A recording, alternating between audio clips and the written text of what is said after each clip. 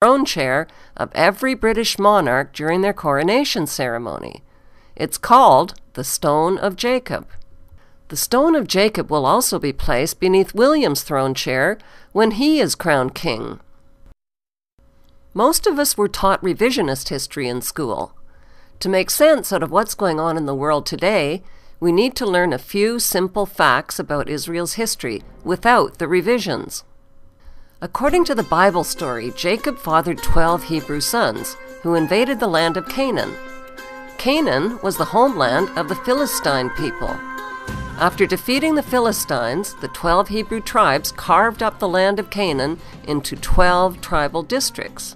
They renamed the land of Canaan Israel, Israel, after their gods, Isis, Amun-Ra, and Elohim.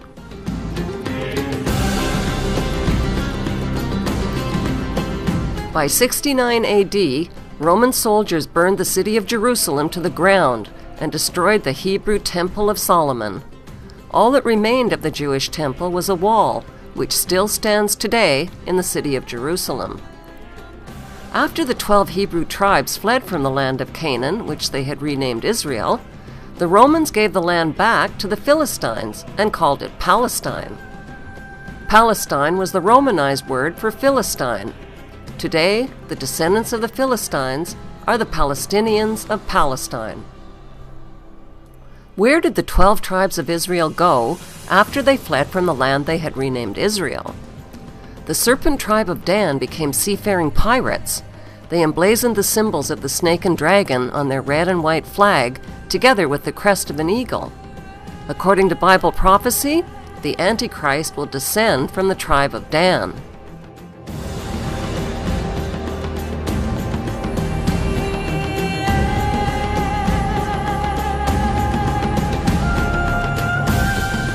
Carvings of snakes and dragons on their ships, the red and white stripes on their sails, and archaeological relics reveal that the tribe of Dan became the dreaded Vikings. These ferocious seafaring pirates raped, burned, and looted their way up the coast of Europe into the British Isles, incorporating the name of their tribal leader Dan into towns and rivers along their migration route, like the mighty river Danube and the Jordan River.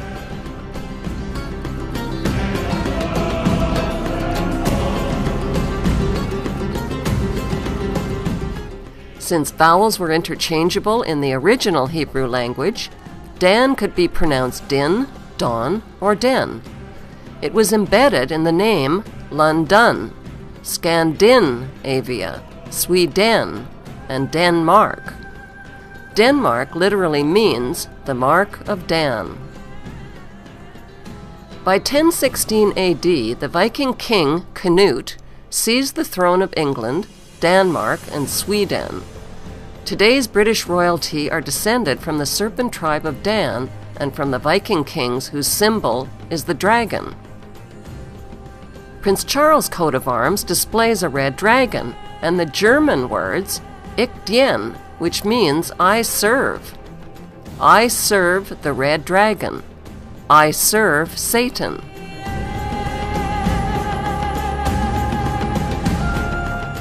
Prince William's coat of arms also features a red dragon, which is partially hidden by a 3-point white label. Notice the checkered floor beneath William's wedding guests, which is a known symbol of Freemasonry. Rowan Williams, the Archbishop who married William and Kate, is a confirmed Druid member. Druid ceremonies include pagan sun worship in stone circles. Notice the sun symbolism on the back of the Archbishop's robe. Prince William and the British royal family claim descent from King David and the Jewish tribe of Judah, but the evidence shows they are descended from the tribe of Dan and the Viking kings, whose symbols are the snake and dragon. It took nearly 1,000 years for the tribes of Israel to reunite after fleeing from Jerusalem in 70 AD. They reunited in the British Isles under the flag of their Jewish patriarch, Jacob, or Jacob.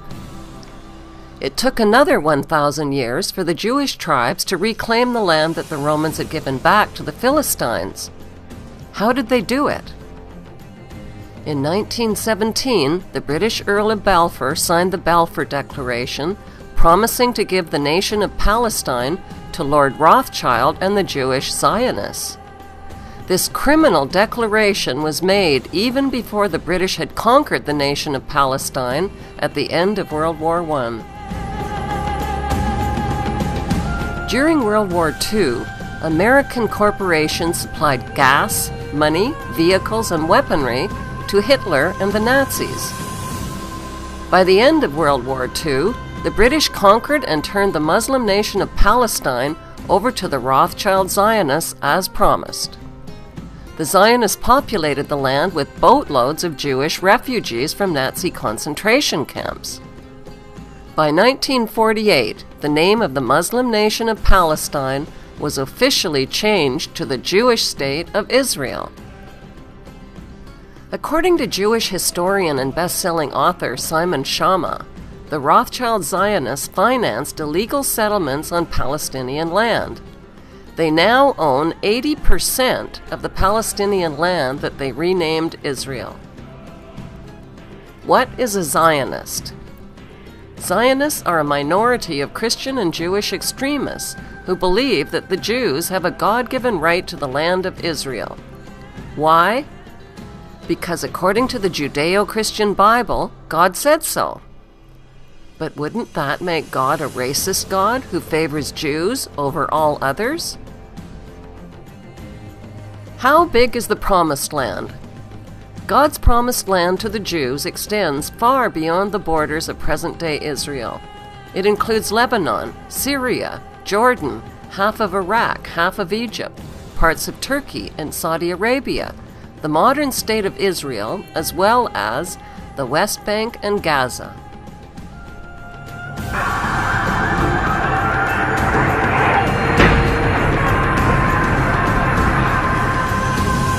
The 9/11 attack on the World Trade Center in New York City served as the perfect excuse to justify bombing, occupying, disarming, and bankrupting Israel's Muslim neighbors. It also scared hundreds of billions of tax dollars out of traumatized American citizens. 9/11 was a Zionist false flag operation. Within 24 hours of the attack, America launched a Blame the Muslims campaign that ignited the Zionist war of terror on the Muslim nations surrounding Israel. Ultimately, the grand scheme of the Zionist plot is to reclaim Jerusalem and rebuild Solomon's Temple, which was destroyed by the Romans almost 2,000 years ago. Today, Israel's Jews pray at the Wailing Wall in Jerusalem, which is all that remains of Solomon's Temple. The design and cornerstones for the new Solomon's Temple have already been completed. Every day, 3 times a day, Jews recite this prayer: "May it be your will that the temple be speedily rebuilt in our own time."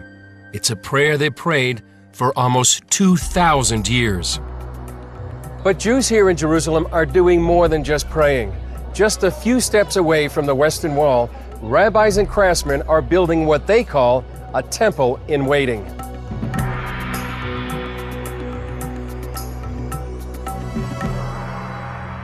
We're supposed to build a temple, and nothing about that changed. Nothing about that commandment changed. Chaim Richman is a director at the Temple Institute in Jerusalem. The Temple Institute is actively engaged in research and preparation for the resumption of the service in the Holy Temple, to the extent of actually preparing operational blueprints for the construction of the temple according to the most modern standards. This menorah is just one of several vessels created for the next temple. It's covered with 95 pounds of pure gold and has a price tag of $2 million. Piece by piece, the third temple is taking shape, with priest garments, vessels of copper, gold, and silver, and a new generation of Levite priests, specially trained for temple service. We have enough in place now to resume the divine service and to build the temple. But obviously, a lot of things have to happen in order for this to happen. Gershon Solomon leads a group called the Temple Mount Faithful. They commissioned these cornerstones for the third temple.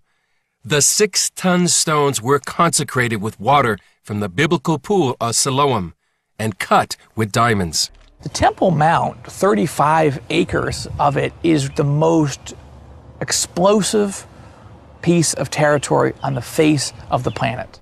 Jewish leaders have already established a training center in Jerusalem where temple priests are now learning how to offer the required animal blood sacrifices and to conduct the daily temple services.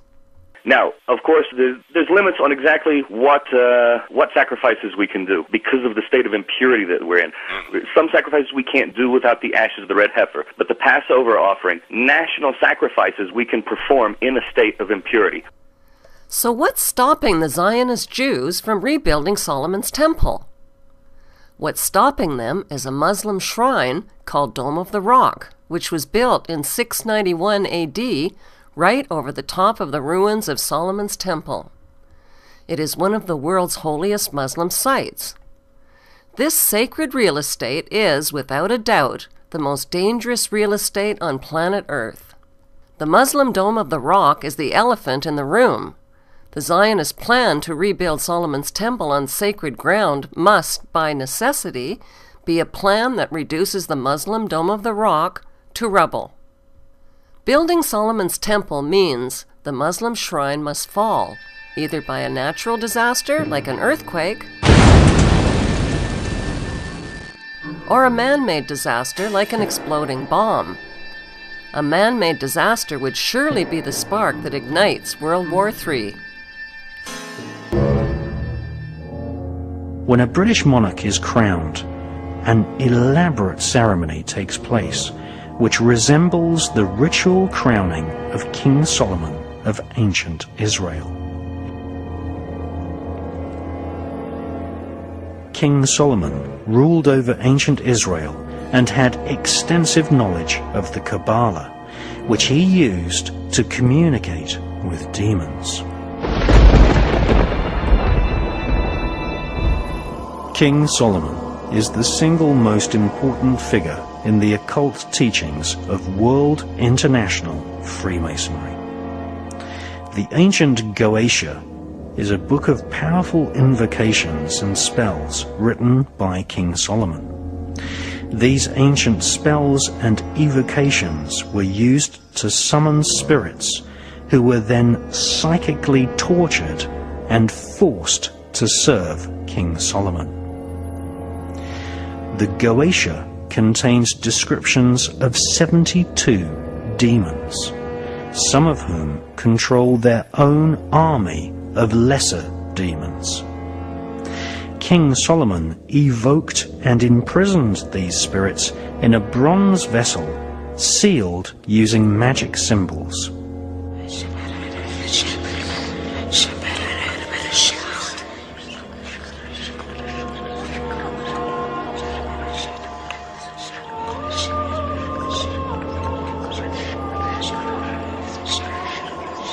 The Goetia explains how the spirits can be compelled into obedience. The Goetia describes a demonic royal hierarchy of spirits, many of which are referred to as knights, princes, and kings.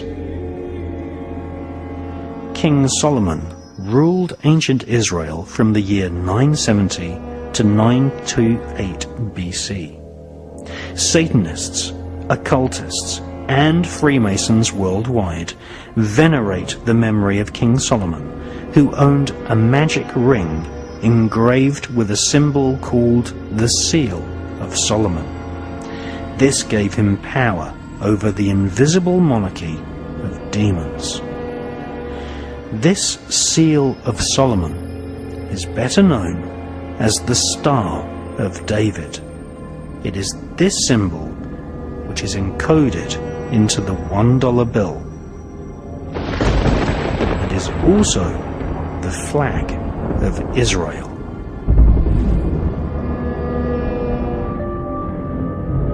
Magicians and mediums who consult with spirits have always been employed by the royal elite.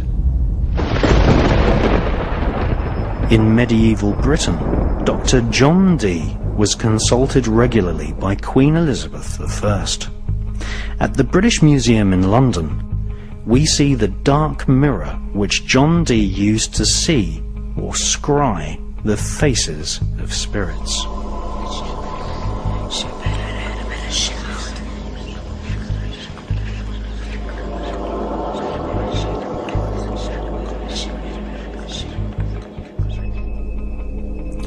Dee's ability to communicate with spirits led him to be employed as a spy, developing psychic espionage techniques, which we now call remote viewing.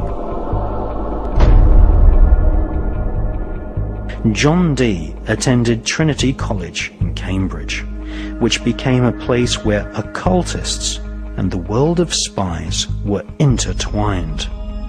Aleister Crowley also attended Trinity College. In 1904, he wrote an introduction to an ancient book of spells called the Goetia.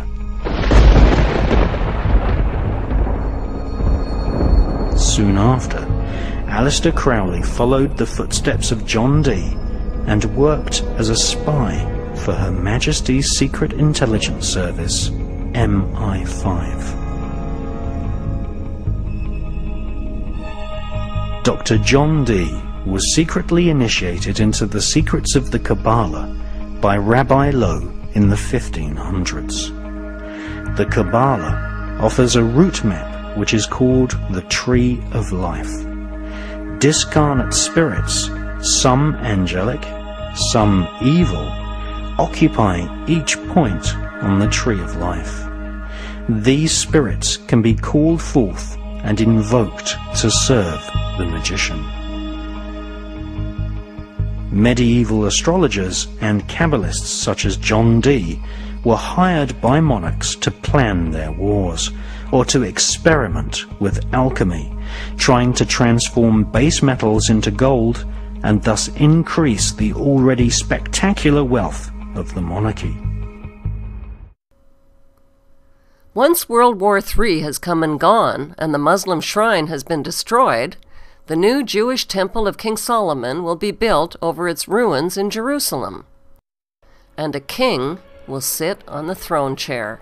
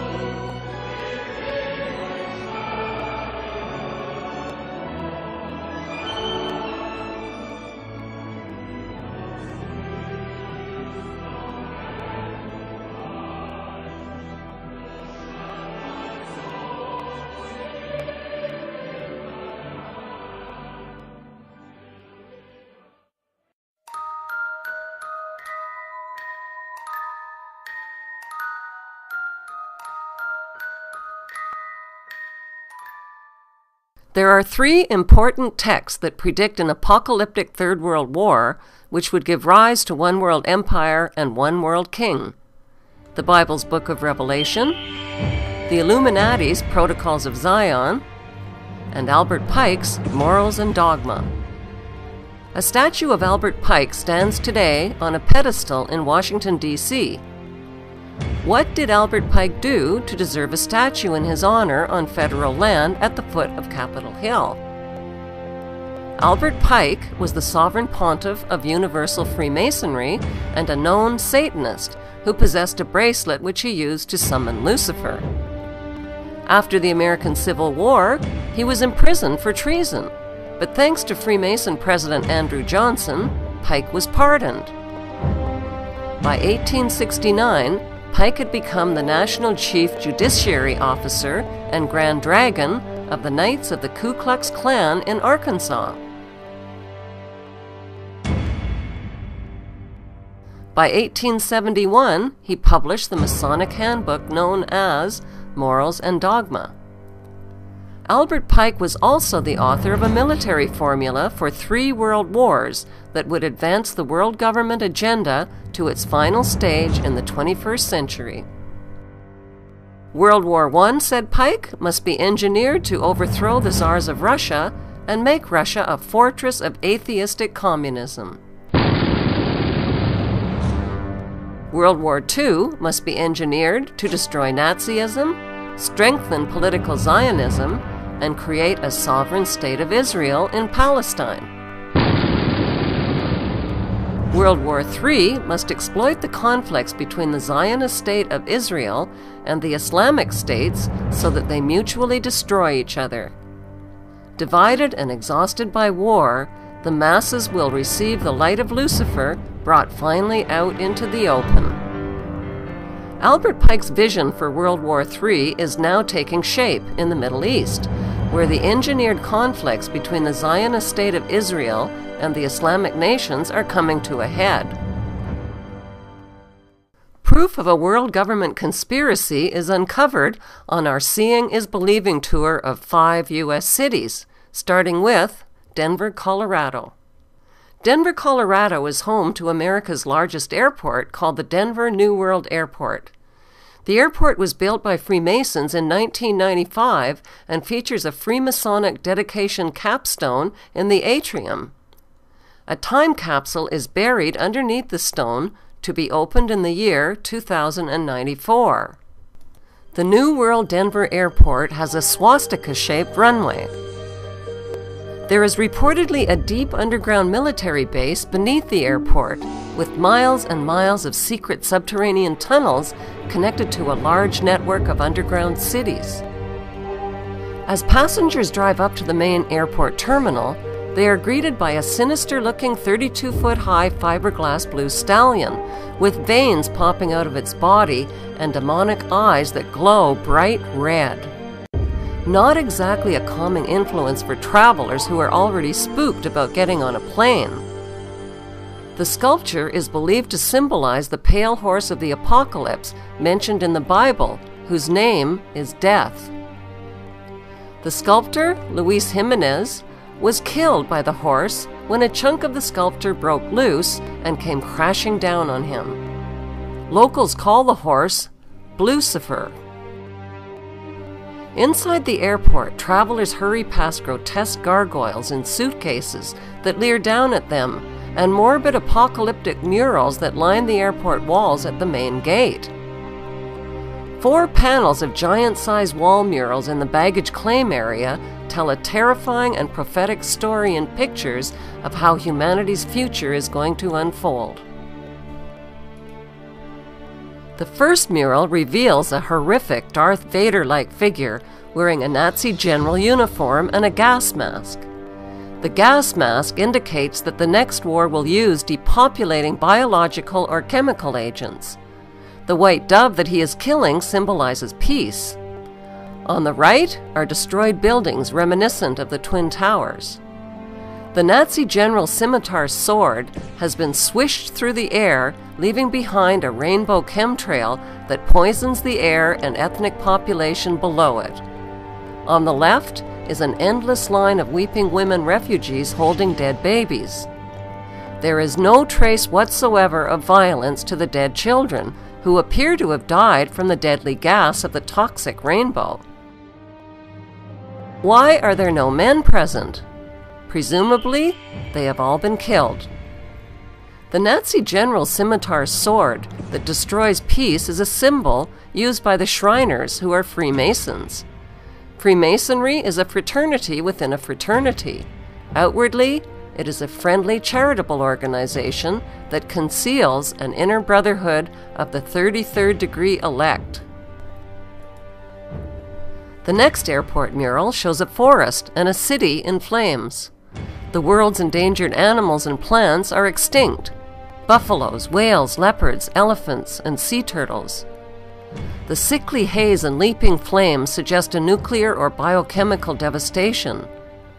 Children are the only survivors, and they are weeping over 3 open caskets of an African girl on the left, a native girl in the center, and a white Judeo-Christian girl on the right. They represent the death of the old black, red, and white root races to make way for the New World race. The dead white girl in the coffin holds a Bible and a yellow Juden star, which was used by the Nazis to identify Jews. It symbolizes the death of Judeo-Christian beliefs. Another child holds a Mayan tablet depicting the end of the Mayan calendar and the end of the world as we know it. In the third mural, the apocalyptic war has ended. Children of all nations are joyfully giving up their nation's sovereignty to the blonde-haired, blue-eyed German boy at the center. They are all turning over their weapons wrapped in their country's national flag to the German boy. The Bavarian jacket leaves no doubt whatsoever that the blonde-haired, blue-eyed boy is German. He symbolizes the Bavarian Illuminati. With an iron fist, the German boy destroys the weapons of war symbolized by the Nazi general's sword. The German boy uses a hammer, which symbolizes the hammer and sickle of communism. In the foreground, the Nazi general is dead, with doves of peace perched on his corpse. The German boy symbolizes a world leader and savior who brings peace through communism to a devastated world. Who is this boy that the world gives up their flags and weapons to? We know he is German, with blonde hair and blue eyes, like Prince William, who posed as a boy for this Papua New Guinea stamp. Prince William's father is the son of Prince Philip and Queen Elizabeth, whose surnames were changed to cover up their German identities. Prince William's mother, Diana, was allegedly the daughter of James Goldsmith, a German Jew. In the fourth mural, the earth is restored, including the endangered species, the land, and water. This future world is populated not by adults, but by parentless children. What happened to the adults? The children are in a dance line that is led by the Scottish boy, who symbolizes Scottish Rite Freemasonry. Also, on the far left is an African woman carrying a snake banner.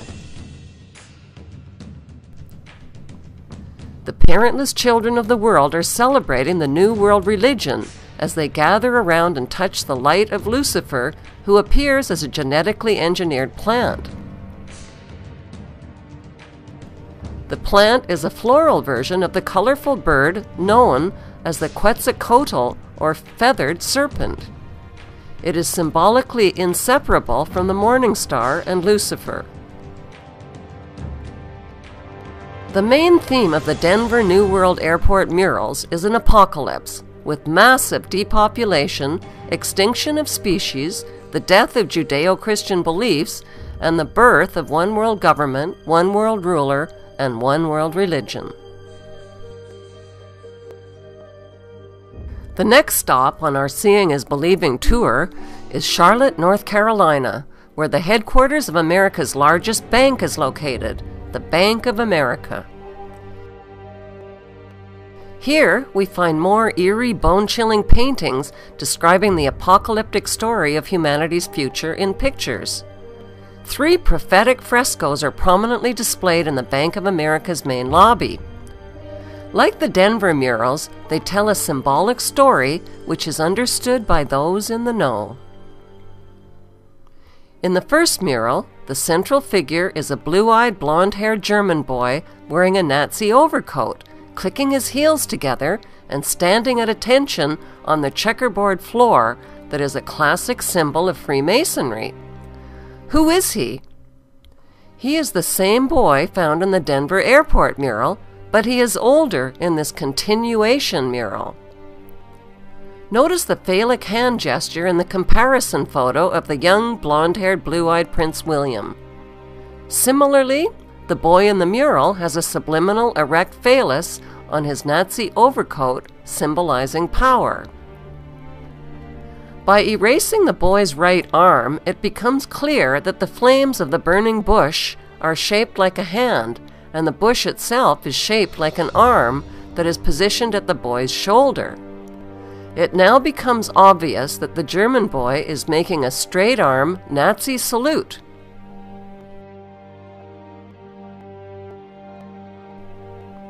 Prince William's Knight of the Garter crest is a gold lion. The image of the gold lion is subliminally embedded into the blonde hair of the German boy in the mural. Notice the Egyptian pyramid and black sun behind him.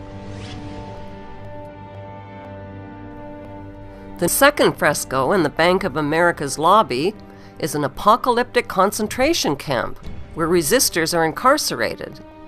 In the background, industrial burning suggests a crematorium. The back and side wall are strung with barbed wire. Hazmat Marines carrying rifles are seen in the crowd with their Nazi gold eagle and flags. Notice the person wearing the white hazard protection gear.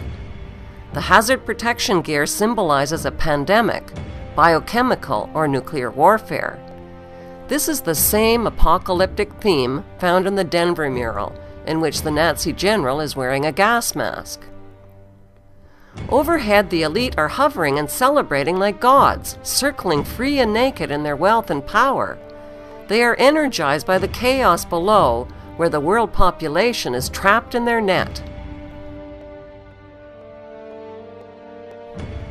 All races and creeds are caught in the net of riots and protests, including a Catholic bishop, a nun, and a handcuffed man. The protest signs are blank, implying they have no voice. The street signs are also blank, implying there is nowhere to go. The last fresco has a mission accomplished theme. It illustrates the post-apocalyptic rebuilding era that creates order out of chaos. The red dragon in human form is etched into the hillside at the top of the fresco. He sleeps peacefully while the miners serve him. These miners are a reminder of the internationally televised Chilean mine disaster and rescue in 2010. 33 miners were rescued in a ceremonial raising of the phoenix. The ritual was an announcement to 33rd degree Masons that Lucifer is rising. The date of the rescue ritual was October 13, 2010, which is 13-10-10. 13-10-10 adds up to 33. Where did the Chilean president travel to the day after the rescue ritual? Buckingham Palace. He personally delivered a mine rock to the Queen that had been raised from the mine as a symbol of the risen phoenix. This president has met the Queen at London's Buckingham Palace. I've got a gift for you. This is a piece of rock that was brought by a miner. Sebastian Pinera presented the monarch with a souvenir from the San Jose mine, where 33 of his countrymen were trapped for 69 days. Mr. Pinera, who was given 33 bottles of real ale by David Cameron, said the rock was brought up by the second miner to be rescued.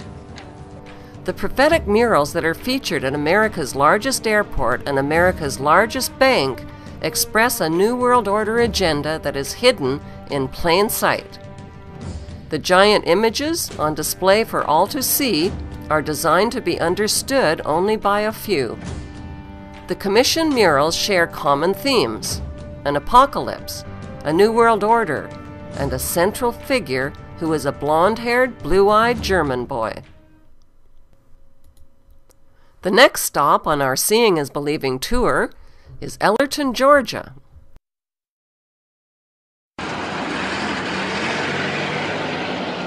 Next, we turn to the town of Elberton, Georgia, the granite capital of the world. Elberton is famous for its production of tombstones, exporting some 250,000 tombstones every year. Oddly enough, the town that makes a living through death is also the home of what some consider the most threatening monument in America. A monument that some believe is a symbol for the coming Holocaust, promoting a depopulation effort at a massive scale. It was back in 1979 when a stranger came to Elberton, Georgia. Now, Elberton, Georgia is on the eastern part of Georgia, very close to the South Carolina border. And this stranger said that he was part of a secret group, and they wanted to build a great granite monument. This was done by a guy who gave a pseudonym, came in, paid cash, had this company set these things up in 1980, called himself R.C. Christian, but that's not his real name. It says it right on the stones, a pseudonym. Nobody knows his real name because that isn't his real name. Nobody knows who put the money up other than this fictional individual. Nobody knows what secret group he represents. Of course, Elberton mines granite. They make tombstones there. And they had the facilities to mine the granite. But he gave very, very specific directions as to how this was to be built, so that it would always be aligned in certain ways, so you'd always be able to see the North Star, so it would be aligned with the moon and with the various phases of the sun. And very, very similar to the Stonehenge that they have in England. So the Stonehenge was a Druidic monument. This was to be the American Stonehenge, or it's known as the Georgia Guidestones. And on each one of the Guidestones is this message in a different language, actually 8 different languages, are the 10 commandments that come from the dark side. And the first one is maintain the world population at 500 million in constant balance with nature, which doesn't sound too bad until you realize that we've got over 6 billion people in the world. And if we're going to maintain the world population at 500 million in constant balance with nature, we're going to have to kill off about 90% or more of the world's population. Like the Masonic dedication stone at Denver Airport, which has a time capsule buried beneath it, the Georgia Guidestones also feature a capstone with a time capsule buried beneath it. New York City is the next stop on our Seeing is Believing tour. The world's largest cathedral is a New York City landmark called St. John the Divine. It was built with funding from the Grand Master of the Masons of the state of New York. Using the art style of the grotesque, this sculpture next to the cathedral features sun worship, bizarre mythical creatures, and the upside-down head of Satan. There is a John Lennon quote that says, "One day the world will live as one." On the western facade of the cathedral, stonemasons have sculpted a chilling depiction of the collapse of the Twin Towers and the destruction of New York City and its landmarks. This scene was created in 1997, 4 years before the destruction of the Twin Towers on 9/11. Other recognizable skyscrapers are the Chrysler Building and the Citigroup Center. The cathedral's pillar on the left shows the Brooklyn Bridge crumbling, cars and buses falling into the churning waters, and the Statue of Liberty sinking. Beneath this horrifying prophecy is the New York Stock Exchange, with street people selling all around it. The pillar on the right depicts the 4 horsemen of the apocalypse, riding white, red, black, and pale horses that symbolize conquest, war, famine, and death. Another pillar depicts the birth of the Antichrist, who is surrounded by mummies. Below the birth is a lamb with its legs tied. The book of Revelation refers to the Antichrist as the beast, coming up out of the earth and having 2 horns like a lamb. Right below the tied lamb is a spiral vortex, symbolizing a change of consciousness. Below it are people worshiping the energy vortex of the Antichrist figure. The cathedral pillar on the left is the Jewish Kabbalah's Tree of Life. The Kabbalah is linked to the occult practices and symbolism of Freemasonry. Standing above the Kabbalistic Tree of Life is a robed man, pictured on the right. Only one eye is exposed, which symbolizes the satanic all-seeing eye.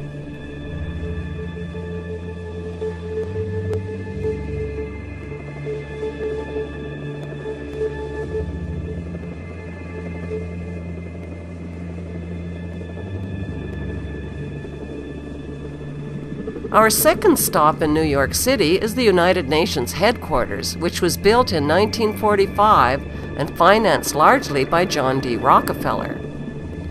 Inside UN headquarters is an ominous meditation room. The custodian of the meditation room is Lucis Trust Company. At one time, the Lucis Trust was located at 666 United Nations Plaza and was formerly named Lucifer Publishing Company. The Rockefeller-funded UN Meditation Room is 33 feet long and 18 feet wide. 18 feet is 6 plus 6 plus 6. The small, dimly lit, windowless room was built in the shape of a pyramid that is laying on its side. At the center of the room is a 4-foot-high, black, casket-shaped stone slab which weighs 6.5 tons and is extremely magnetic and rests on a concrete pillar.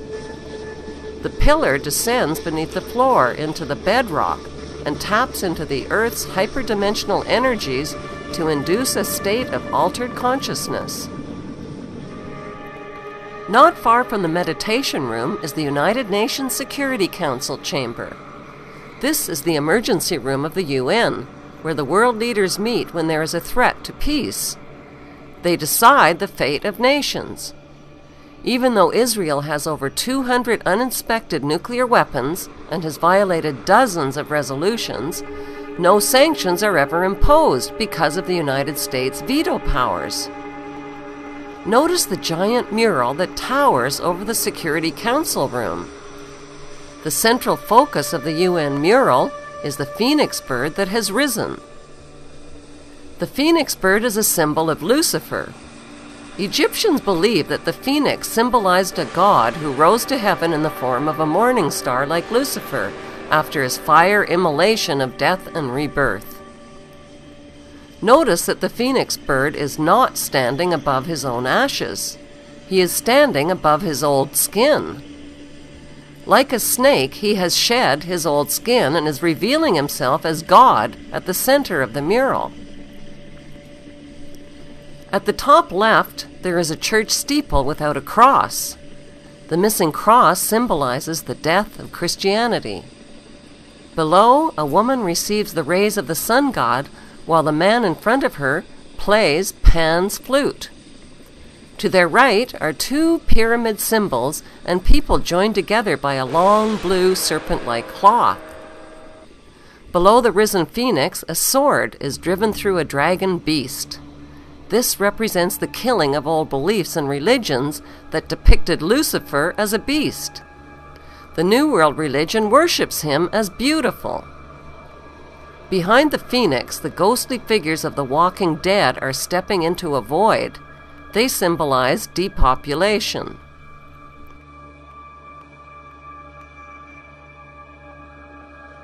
On the right panel, the pale horse from the book of Revelation is the bringer of death to humanity through weapons, hunger, and disease.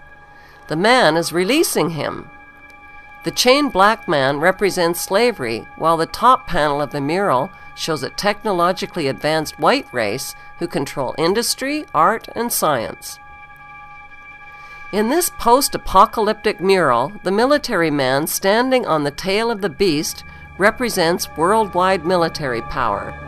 He tips his helmet to the elite, who are climbing out from underground cities where they safely hid from the apocalypse. In the main oval panel above the phoenix bird, a woman is holding flowers. She is the bride in a wedding ceremony. Who are these newlyweds that are kneeling submissively beneath the serpent in the overhead tree? Could the newlyweds symbolize William and Kate? The serpent in human form is tempting the little girl Eve, who accepts the apple. On the right side of the top panel, a reptilian green creature with scaly skin is dancing with a naked woman while musicians entertain him. The general message of the UN's Phoenix Rising mural is that humanity is stepping into a new Luciferic reality. Beneath this disturbingly prophetic mural, world leaders make global decisions that affect the lives of nearly 7 billion people.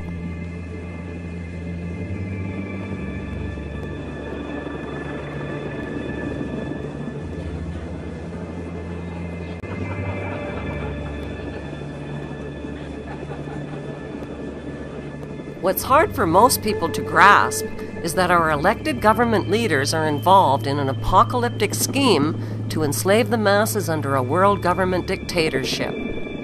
How do these leaders sleep at night? How do they live with themselves? The answer can be found at the last stop on our Seeing is Believing tour, the Bohemian Grove Club in Monte Rio, California. It's an elite retreat for high-ranking politicians, billionaire banksters, businessmen, and Hollywood executives. What's the attraction? 2 weeks of partying, druid worship, and child sacrifice rituals. Members include George Bush Jr. and Sr., Newt Gingrich, Henry Kissinger, Dick Cheney, Alan Greenspan, and the list goes on. One thing is certain. These men don't believe in heaven and an afterlife for good behavior. They dress in long robes and gather before a 40-foot stone owl of the god Molech, where they conduct a mock child sacrifice ritual. It's called the cremation of care ritual to purge members of their guilt. The ritual symbolically burns up their cares and clears their conscience of the diabolical crimes they have committed against humanity.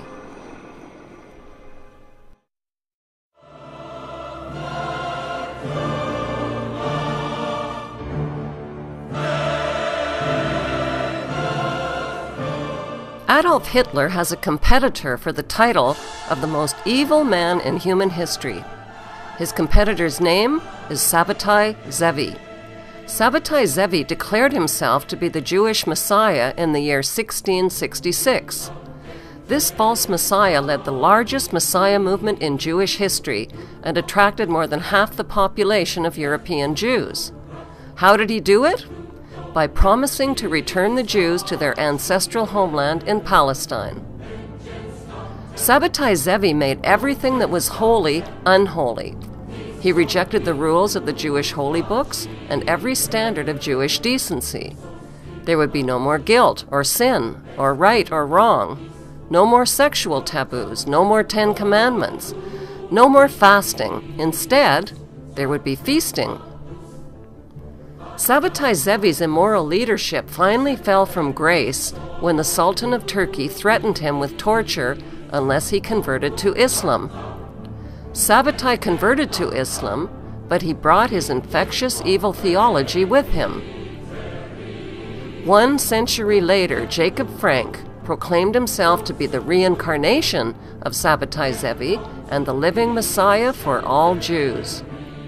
Not even Sabbatai Zevi was as evil as Jacob Frank and his disciples. Jacob Frank rejected traditional Judaism. He reversed the truth and told his followers, since we can't all be saints, let's all be sinners. The best way to imitate God, said Frank, is to cross every boundary, transgress every taboo, and mix, as God did, the sacred with the profane. Orgies, incest, rape, and sexual intercourse with children, including sodomy on young boys, were no longer sinful.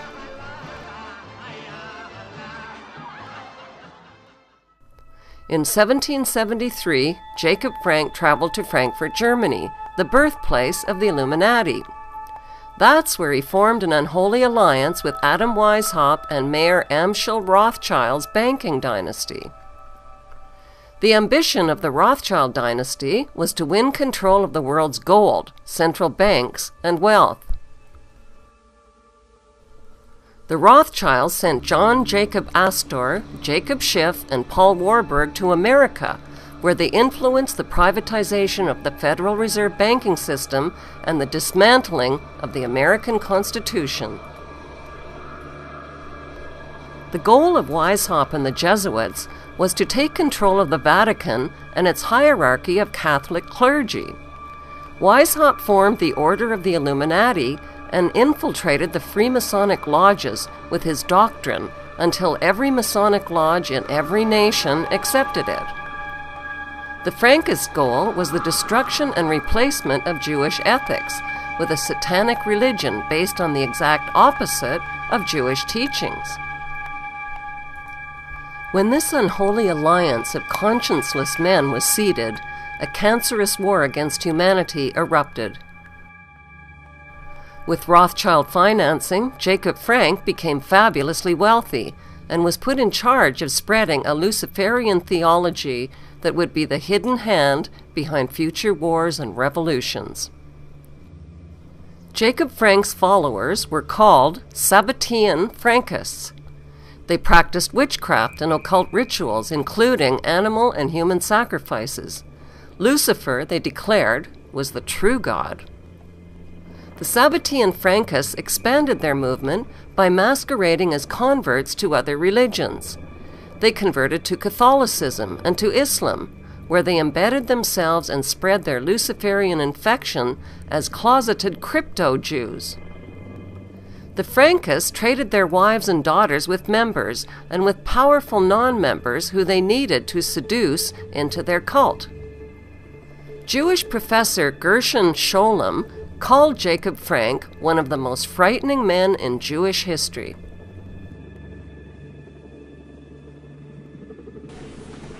By 1776, Orthodox Jewish rabbis and leaders rejected Jacob Frank and the pagan invasion of evil that took hold in 18th century Europe. They declared Jacob Frank and his Luciferian followers to be heretics and denounced Kabbalism as a rejection of the Jewish faith. When Jacob Frank died in 1791, his daughter Eva Frank and his sons Joseph Frank and Rochus Frank led the Frankist court in Offenbach, Germany. Jacob Frank's son Rochus Frank reversed his name and was known in Europe as Frank Roche. Some genealogists believe that the surname Roche in Princess Diana's family tree originates with Jacob Frank's son, Frank Roche. Jewish author and historian Dr. Henry Makow has thoroughly researched the Sabbatean Frankist movement. The Sabbatean Frankists were out-and-out Satanists. They believe that they have to defy any kind of natural morality, defy any kind of natural law, defy God, and they actually indulge in every kind of depravity as a form of worship, because they worship Satan. And they promoted promiscuity, and that's where our promiscuity today comes from. It's 200 or 300 years old. There's nothing new or avant-garde about it. They promoted incest, they promoted pedophilia, and every kind of sexual depravity. Rabbi Wolf Gunther Plott is the former president of the Canadian Jewish Congress. He claims that Sabbatean Frankists are false Zionist Jews who reject traditional Judaism. The Sabbatean Frankists were behind Nazi Germany's Holocaust and World War II, which was engineered to create the State of Israel.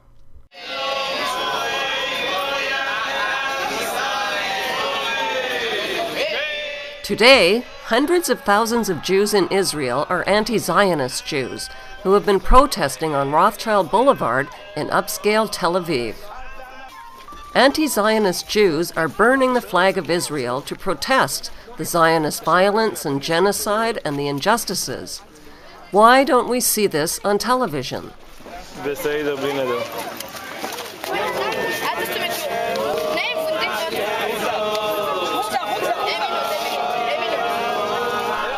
The authentic Jews condemn the illegal Jewish settlements and the forced creation of the State of Israel.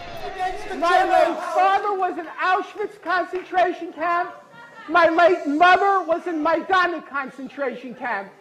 Every single member of my family on both sides was exterminated. Both of my parents were in the Warsaw Ghetto Uprising.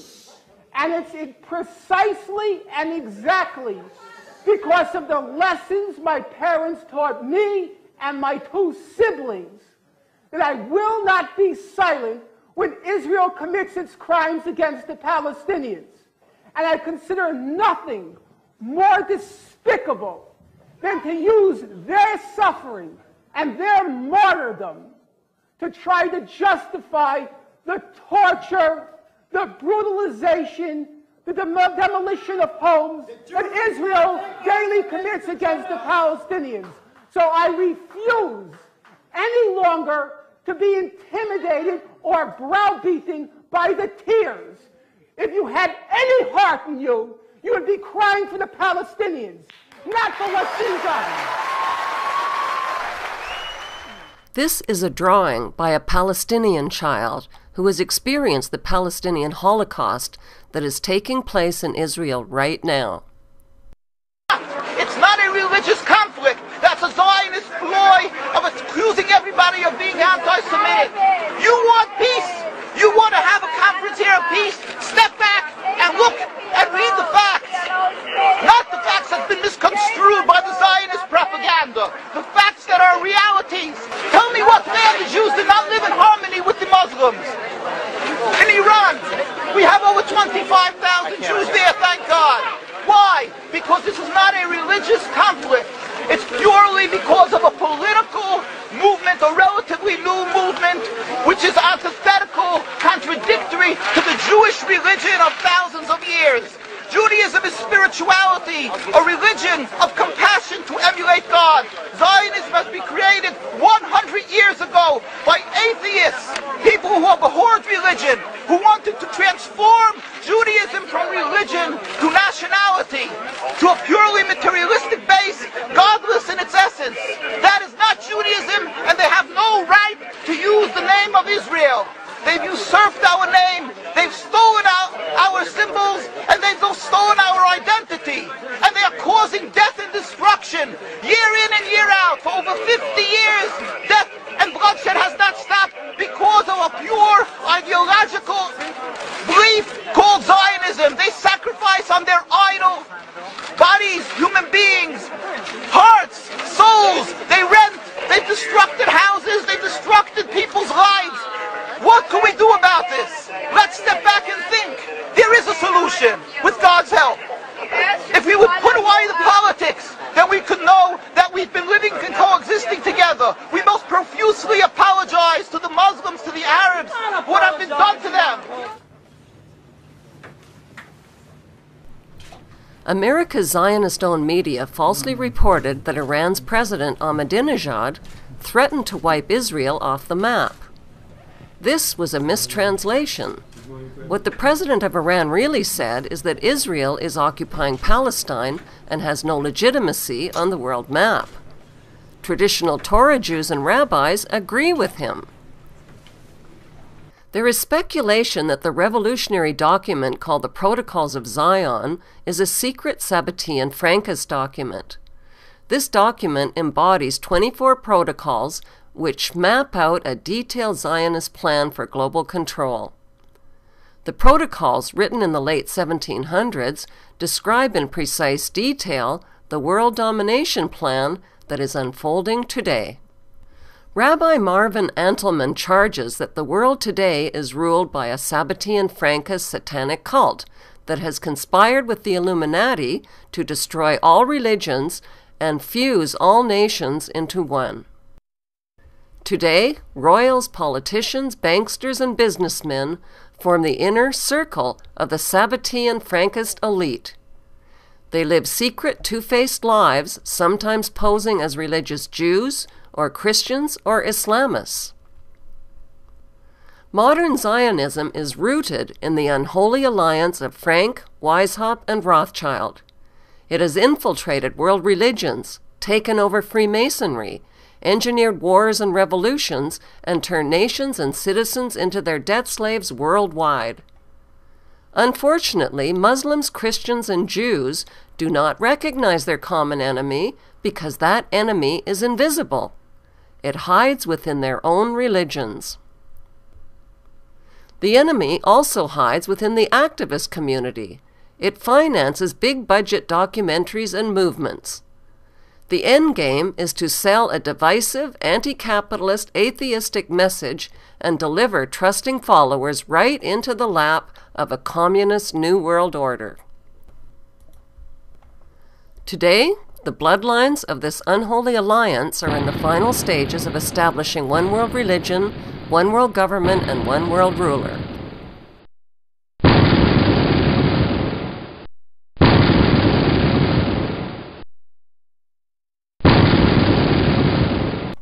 The Windsor royals are at the controls of this web of deceit. It is a known fact that Adam Weishaupt, the founder of the Illuminati, took refuge and got assistance from the German Saxe-Coburg-Gotha royal family. The Saxe-Coburg-Gothas changed their German name to Windsor.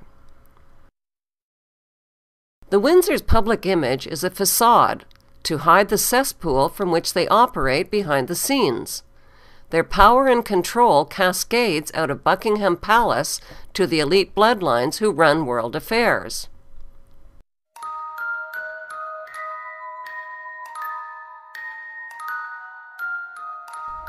The official address for the Queen and Buckingham Palace is London. Not London, England, just London. Why? Because London is a corporation. Like Vatican City, which is not part of Rome or Italy, the inner city of London is not part of London, or of England, or of the United Kingdom, or of any nation. Beneath Buckingham Palace is a private underground subway system. The royal tube tunnels provide the monarch with a speedy getaway during a crisis or insurrection. These secret tube tunnels connect the Queen to Heathrow Airport, her castles, the Kew Whitehall Citadel, the Pindar nuclear bunker, and her Prime Minister at 10 Downing Street.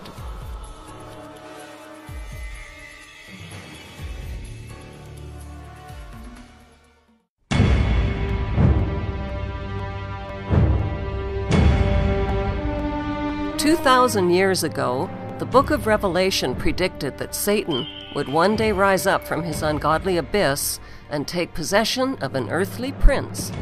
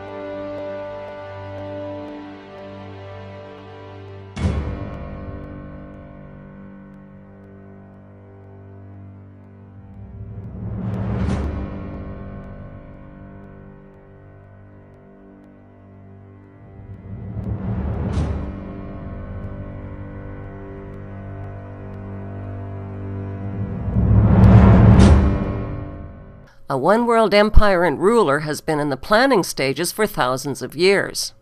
The Egyptians intentionally left the Great Pyramid of Giza unfinished until such time as their sun god achieves absolute power over the earth realm. The Great Pyramid is waiting to be crowned with a capstone. Every US dollar bill displays the unfinished Egyptian pyramid. The capstone is unattached and floating above it, and symbolizes the all-seeing eye of Lucifer. Once the capstone is finally attached to the Great Pyramid, it will symbolize the crowning of the New World Order and the completion of Luciferic ascension. The crowning of the Great Pyramid, together with the crowning of Prince William, is fast approaching. 2012 is the year of the dragon and the year of the Summer Olympic Games in London. In Roman numerals, it is the XXX Olympiad, or 30th Olympiad. 2012 marks Prince William's 30th birthday, which is also XXX in Roman numerals. X is the 24th letter of the English alphabet. In numerology, 24 is 2 plus 4 equals 6. XXX is 2 plus 4, and 2 plus 4, and 2 plus 4 equals 666. The Olympic Stadium floodlights were designed as pyramids. This is the ultimate form of Illuminati symbolism, since the all-seeing eye capstones illuminate the entire stadium.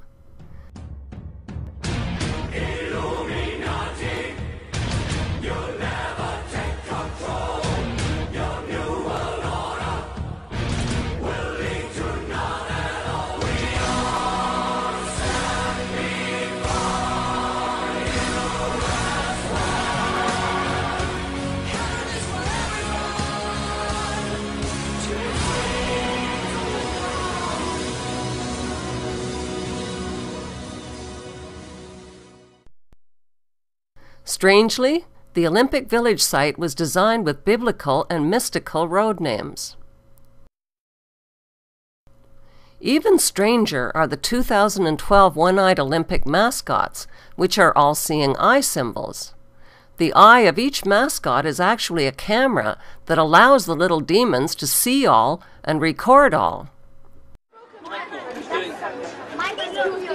He was doing the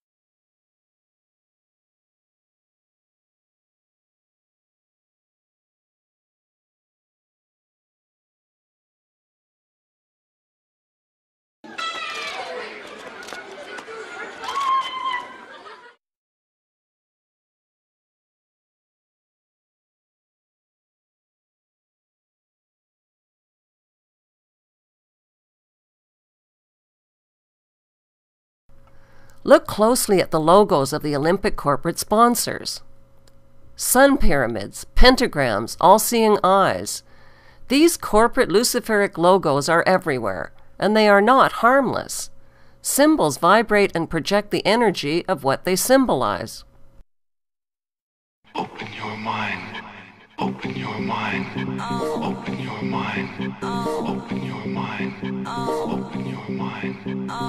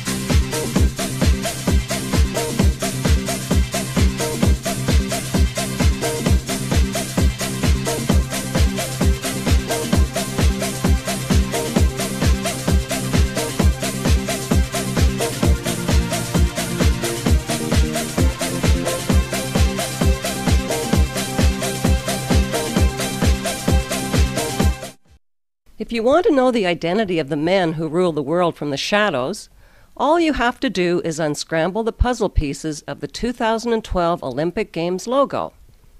Yes, many have commented that it looks like a distorted swastika. But if you unscramble the 5 puzzle pieces, you will probably make the intended mistake of thinking the logo is the numbers 2012, which is what you're supposed to think. But look again. The unscrambled logo spells the word Zion, and to make no mistake about it, the Zionist designer dotted the I.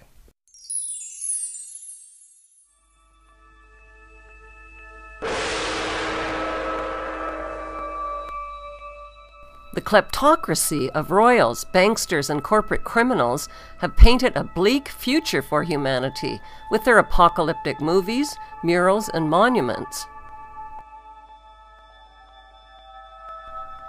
In his book, Antichrist and a Cup of Tea, Tim Cohen states that the key leadership of the New World Order agenda is the House of Windsor in London. The Windsors are the real axis of evil that is driving world events, says Cohen. Some believe the Vatican is in charge, but look at the design of the Vatican from overhead. It is shaped like a keyhole, and inside that keyhole is the British flag, and its symbolic double-cross design. The game plan formula for the New World Order is a simple one. Order out of chaos. Create global chaos by engineering and financing both sides of wars, revolutions, and movements, then create order by offering the desperate, war-weary world a peaceful solution. Enter the handsome, charming peacemaker Prince William, who turns 33 in 2015. 33 is the most revered and sacred number in Freemasonry. 33 is also the age of Jesus when he was allegedly resurrected. By 2015, the desperate, war-torn world will be ready to embrace a leader with a global peace plan and a message of hope. William will be a counterfeit Messiah. His message of hope will deliver a forced peace by disarming the world of its most devastating weapons of war. He will rule the world with his one world army from an eternal throne in Jerusalem. The throne and temple have already been designed.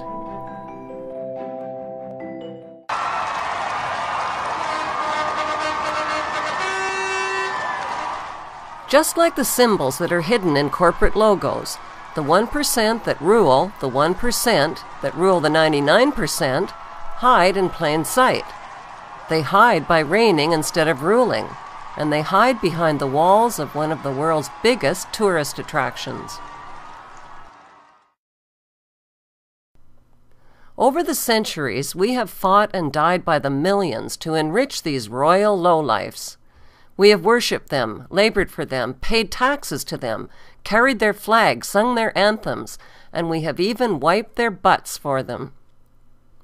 If we want to save our planet, we need to get up off our knees right now while there is still a window of opportunity.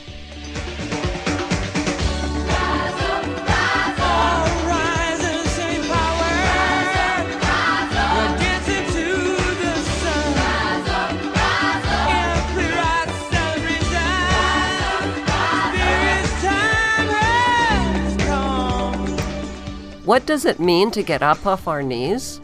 It means refusing to stand at attention and sing national anthems about bombs bursting in air, or about a noble and gracious queen or king who is neither noble nor gracious.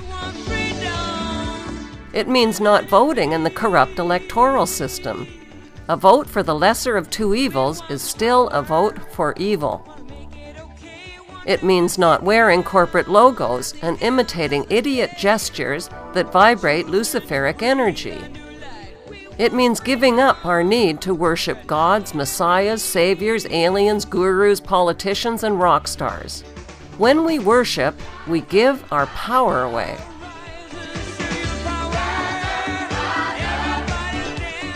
It means not supporting troops that fight and kill and die in unjust wars to enrich the filthy rich. It means withholding our tax dollars that sponsor the bankster mafia, their puppet politicians, and their genocidal wars. It means taking our money out of the bankster-owned banks and their rigged stock market casinos, then finding an alternative. It means freeing ourselves from heart-numbing addictions to drugs, sexploitation, money, and violence, and rediscovering our natural innocence. It means canceling our cable TV and the toxic propaganda that is infecting our souls. And most important of all, it means fearlessly rising up and deposing humanity's common enemy that hides in plain sight.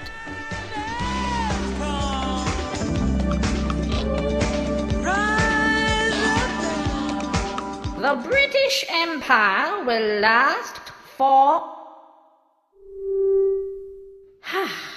The British Empire will last for 1,000 years.